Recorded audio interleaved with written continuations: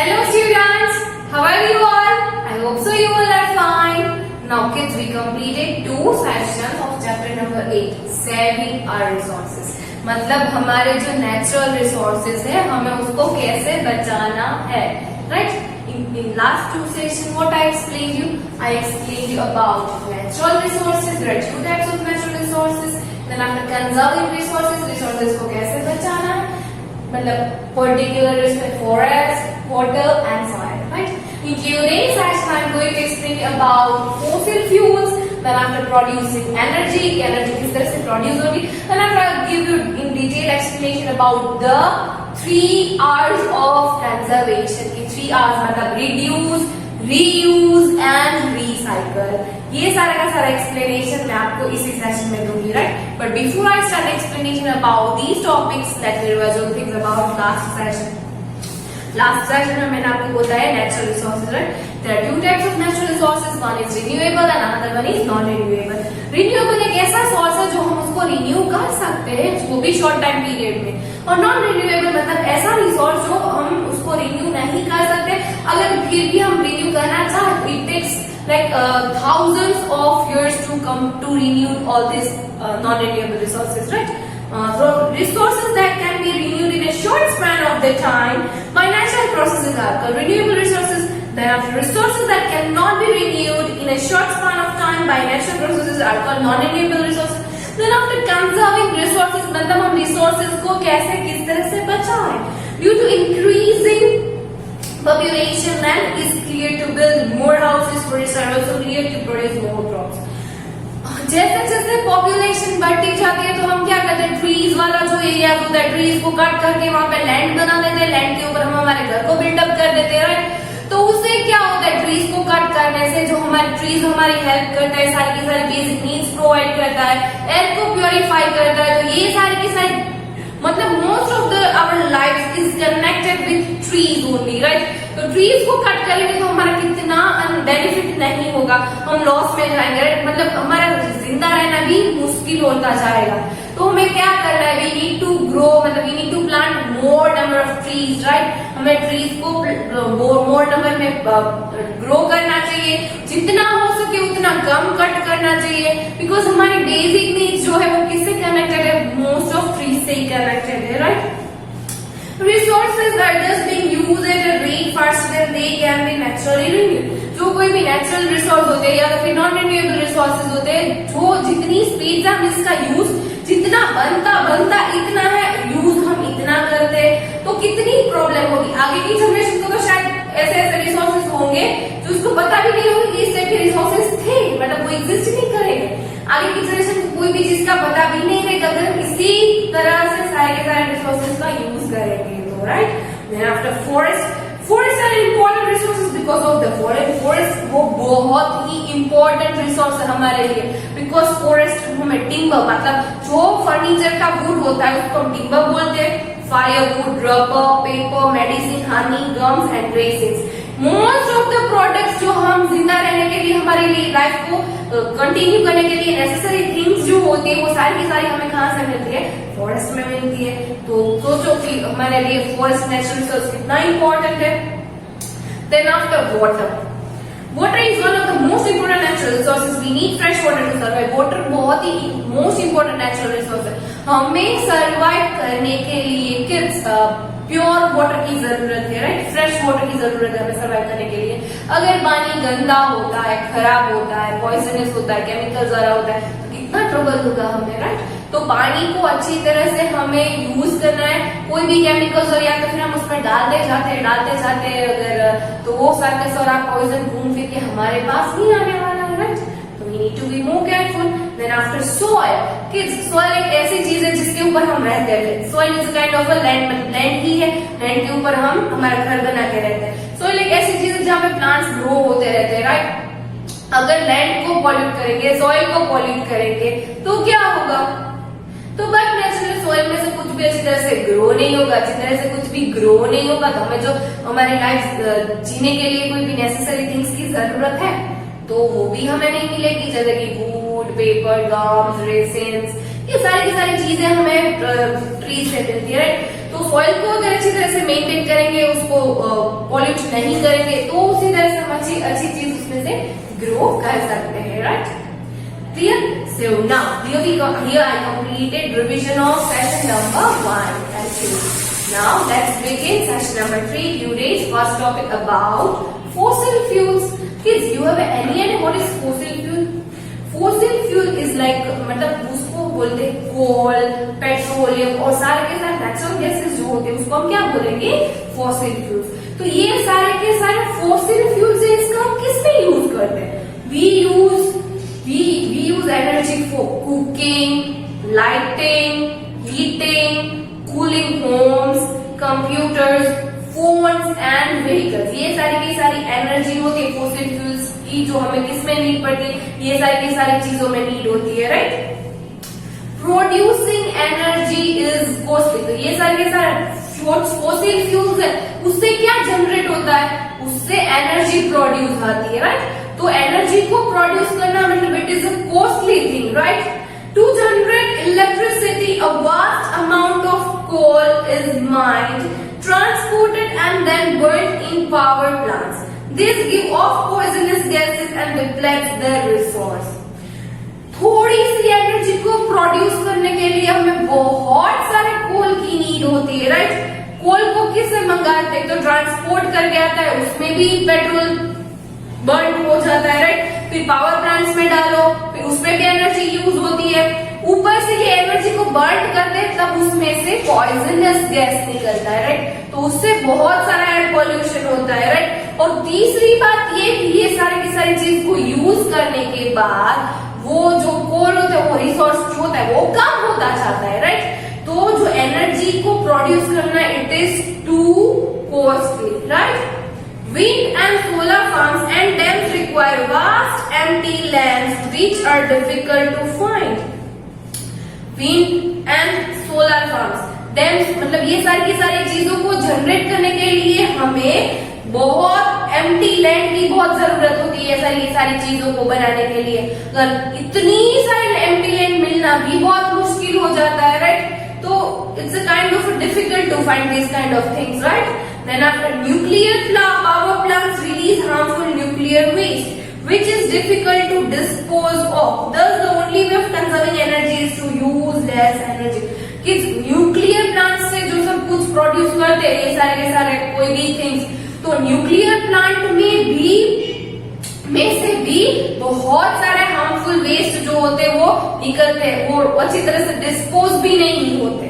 तो एक ही ऑप्शन बचता है, अगर हमें एनर्जी को सेव करना है तो हम लोगों को एनर्जी को कम से कम यूज करना है. मतलब एनर्जी की बदले हमें उसका दूसरा ऑप्शन सर्च करना है.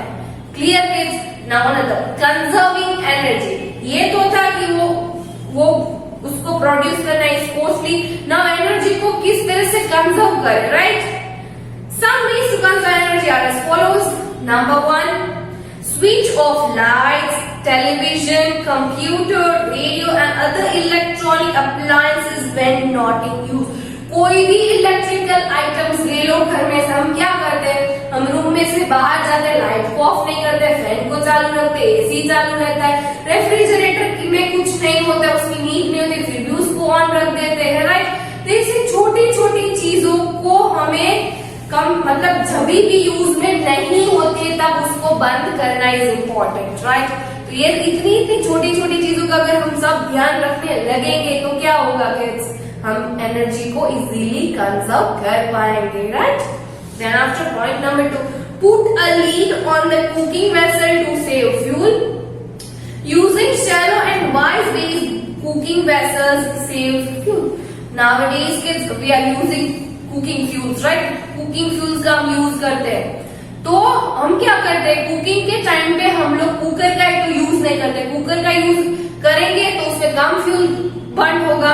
अगर फिर भी हम ऐसे ही कोई भी बॉल में भी या तो फिर कुछ में भी कुछ करते हैं, बनाते हैं, तो उसको उसका लीड, उसका ढक्कन जो होता है उसको खुला छोड़ देते हैं, तो वो सारी सारी एनर्जी बाहर निकल जाती है, राइट? तो अगर हम फटाफट से अच्छी तरह से फ्यूल को बचाना है और फटाफट से प्रिपेयर करना है तो कोई भी चीज हम कुक करें उसके ऊपर लीड ढक देना है, तो उससे भी थोड़ी बहुत एनर्जी है उसको हम कंजर्व कर सकते हैं.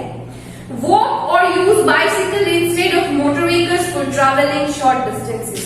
और मैंने बोला कि अगर हमें सामने की गली में भी जाना है या तो फिर 2 गली के बाद भी कहीं पे भी नजदीक वाले एरिया में जाते तो हम क्या करते हैं, व्हीकल्स निकालते हैं। हम चलते भी नहीं और साइकिल का भी यूज नहीं करते, तो हमें क्या करना है, अब से कम डिस्टेंस के लिए हम व्हीकल्स का यूज नहीं करेंगे तो पेट्रोल बर्न नहीं होगा, एनर्जी कम यूज होगी, राइट। कम से कम यहाँ पे नजदीक का कोई भी एरिया होगा वहां पे आप लोग क्या यूज करेंगे, बाइसिकल का, या तो फिर चल के जाओगे, right. Then after fifth point, prefer appliances that consume less energy. ऐसे अप्लायंसेस का यूज करो जो कम से कम एनर्जी का यूज करते हैं, राइट, जिसमें एनर्जी का कम यूज होता है। ऐसा मत यूज करो कि जहाँ पे बहुत सारे एनर्जी का यूज होता है उस टाइप के अप्लायंसेस यूज करो, राइट। वो बिल्कुल भी करना नहीं है। Number 6, natural cooking reduces the use of ACs. Large windows facing away from the sun allow cool, fresh air to enter the rooms in mornings and evenings. Trees should also be planted from buildings to keep the buildings cool. हमें most of the time मतलब कि हमें क्या करना है, हमें उस तरह से हमारे घर का प्लान बनाना है जो सन फेसिंग आए। सन फेसिंग अगर हमारी विंडो आती है तो ऑल द टाइम हमारे रूम में फ्रेश एयर आएगी, कूल एयर आएगी, मॉर्निंग पे और इवनिंग पे रात को एसी करने की जरूरत कम रहेगी। तो इतनी छोटी छोटी चीजों का भी अगर हम ध्यान रखते हैं तो हम एनर्जी को बचा सकते हैं। देन अगर भले ही हम लोग बिल्डिंग्स में रहे, वहां पे भी हम टेरेस गार्डन करके ट्रीज को ग्रो करके हमारे आजू बाजू की एयर को क्लीन रख सकते हैं। उससे क्या होता है, थोड़ी सी ठंडक भी मिलती है, कूलनेस भी मिलती है। तो हमें कम से कम एसी का और उसका यूज करना पड़ेगा, राइट। तो ऐसी छोटी छोटी चीजों का ध्यान रखते हम एनर्जी को कंजर्व कर सकते हैं। Then after, encouraging locally produced goods brings down the energy required for the transport of goods. मतलब जहां हमें आजू बाजू में कोई भी चीज अवेलेबल मिलती है तो हमें उसका यूज करना है। जितना हो सके उतना हमें ट्रांसपोर्ट करके मंगवाना नहीं है, राइट। तो ट्रांसपोर्ट करके मंगाएंगे तो ट्रांसपोर्ट का मतलब एनर्जी यूज होगी, पेट्रोल बर्न होगा, मतलब बहुत सारी लॉन्ग प्रोसेस हो जाएगी और रिसोर्स भी कम होता जाएगा डे बाय डे, राइट। तो जितना हो सके लोकली जहाँ पे जितना सब कुछ अवेलेबल होता है तो हमें ट्राई करनी है कि हमें वहां से ही खरीदना है, क्लियर। तो इस तरह से हम एनर्जी को सेव कर सकते हैं। Now today's last topic, the 3 R's of conservation. अगर कंजर्वेशन में हम 3 R's का यूज करेंगे ना, लॉजिक है, रिड्यूस, रीयूज एंड रिसाइकल। अगर कोई भी एनर्जी है उसको कम से कम रिड्यूस मतलब कम से कम उसका रिड्यूस मतलब कम से कम उसका यूज करना चाहिए, रीयूज करना चाहिए, अगेन उसका यूज करना चाहिए, यूज करने के बाद भी उसको रिसाइकल में डाल के उसका करना है, राइट। तो ये 3 R's है। Manufacturing, transport as well as the use and disposal of products consume vast amount of resources. All these processes pollute air, water and soil. Forests are cleared and huge mines are dug to source minerals and other raw materials. Kids, manufacturing जहां से होती है वहां से transport होके कोई भी चीज आती है, राइट। तो कितनी एनर्जी वेस्ट होती है, मतलब कितने हमारे नेचुरल रिसोर्स होते हैं वो कितने वेस्ट हो जाते हैं, राइट। नेचुरल रिसोर्स को फाइंड करने के लिए हम क्या करते हैं, बड़े बड़े फॉरेस्ट, बड़ी बड़ी कोई भी लैंड या ऐसा कुछ उसको बहुत डेप्थ में मतलब ઊંડું ખોદીને આપણે લોકોને બહુ બધી વસ્તુ મળે છે, નેચરલ રિસોર્सेस મળે છે, राइट। तो उसका कम से कम यूज करना है, जितना हो सके उतना। Hence, to save our resources, we must follow 3 R's: reduce, reuse and recycle. तो ये सारी चीजों को कंजर्व करने के लिए हम एक ही पैटर्न फॉलो करनी है, that is 3 R's method. 3 R's में क्या आएगा, reduce, reuse, recycle. Repeat, reduce, reuse and recycle. Now, reduce and reuse. This means we should use fewer resources and avoid wastage. मतलब हमें जितना हो सके उतने रिसोर्सेज का कम से कम यूज करना है और वेस्टेज प्रोडक्ट से जितना हो सके उतना यूज कर लेना है। कोई भी रिसोर्स को वेस्ट कम से कम करना है, right. Buy things only if you truly need need them. If you must buy a product, go for the one with less packaging. अगर बहुत नीड है तभी हमें कोई भी प्रोडक्ट बाय करनी है, अगर नीड नहीं है तो फालतू की प्रोडक्ट बाय बिल्कुल भी नहीं करनी है।